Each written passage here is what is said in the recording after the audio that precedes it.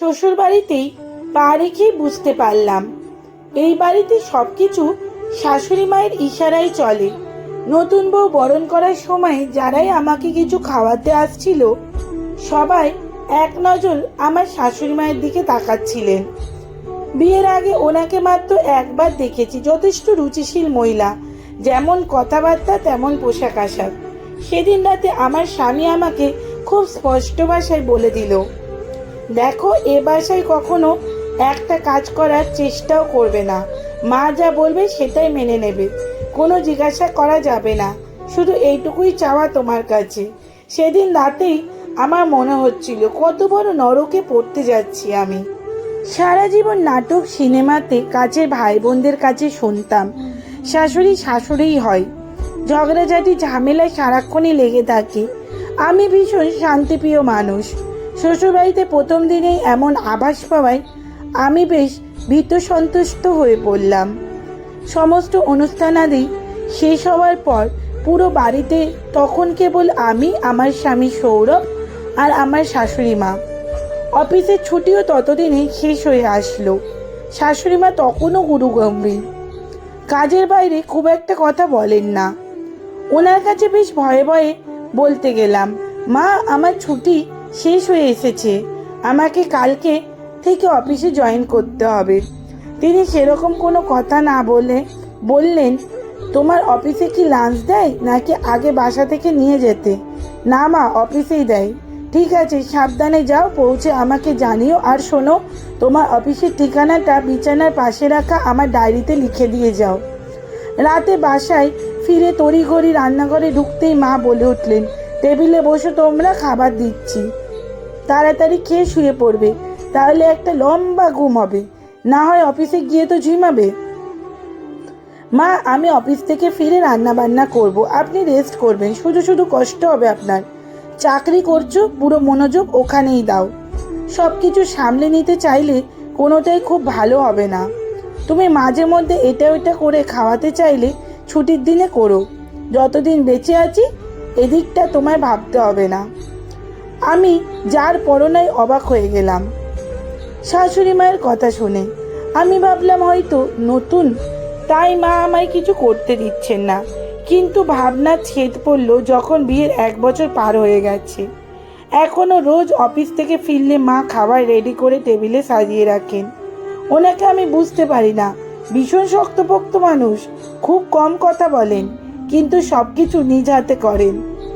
আমার বোঝার কোনো উপায় নেই আমি এবারের বউ না মেয়ে। বেশ কদিন হলো অফিসে বেশ ঝামেলা চলছে। একদিন রাত 9টা বেজে গেল। আমিও কাজের চাপে বাসায় ফোন করে জানাতে ভুলে গেছি যে বাসায় যেতে আমার দেরি হবে।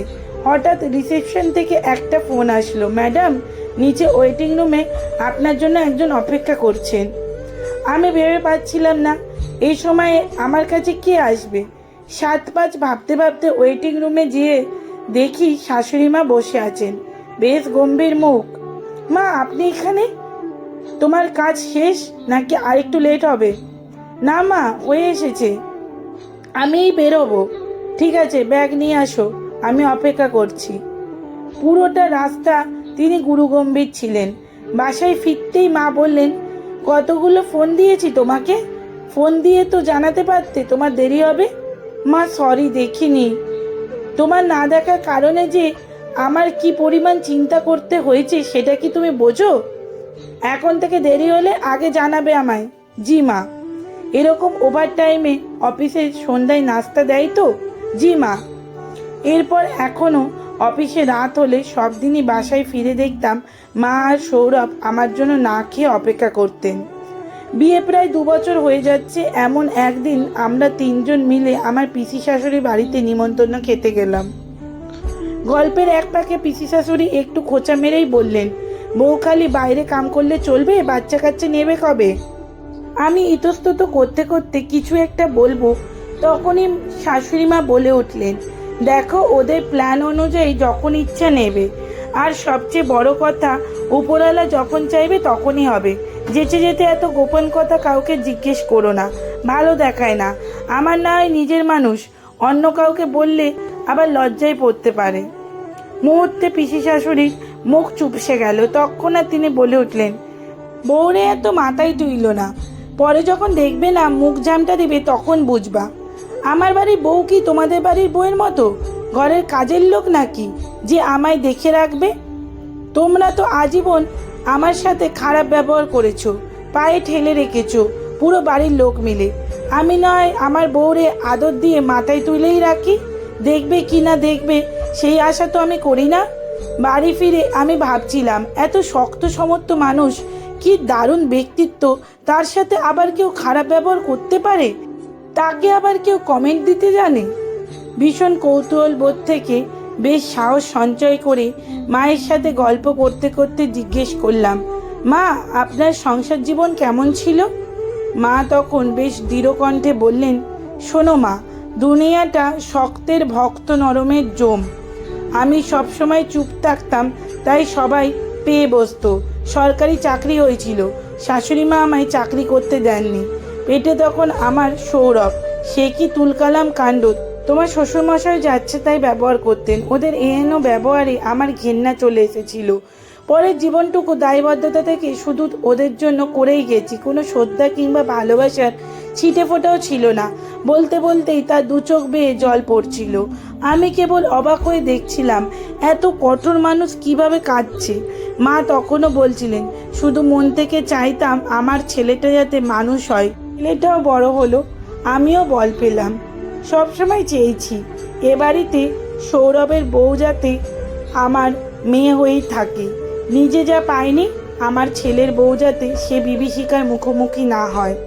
শাশুড়ি তো সবাই হয় রে মা, কয়জন অন্যের বাড়ির মেয়েকে নিয়ে এসে মেয়েটার মা হয়ে উঠতে পারে বলতো?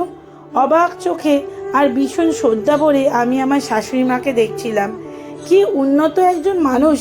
ইস, সব শাশুড়ি যদি এই গল্পটার মতো হতো। লেখা সংগৃহীত, পাঠে অঞ্জলি ঘোষ। লেখাটি কেমন লাগলো অবশ্যই কমেন্ট করে জানাতে কিন্তু একদমই ভুলবেন না। আর যদি ভালো লেগে থাকে তাহলে ছোট্ট একটি লাইক ও শেয়ার করা অনুরোধ রইল আপনাদের কাছে। আর হ্যাঁ, ভিডিওটি কে কোথা থেকে দেখছেন সেটাও কিন্তু কমেন্ট করে জানাতে একদমই ভুলবেন না। চ্যানেলটি ফলো ও সাবস্ক্রাইব করার অনুরোধ রইল। ধন্যবাদ।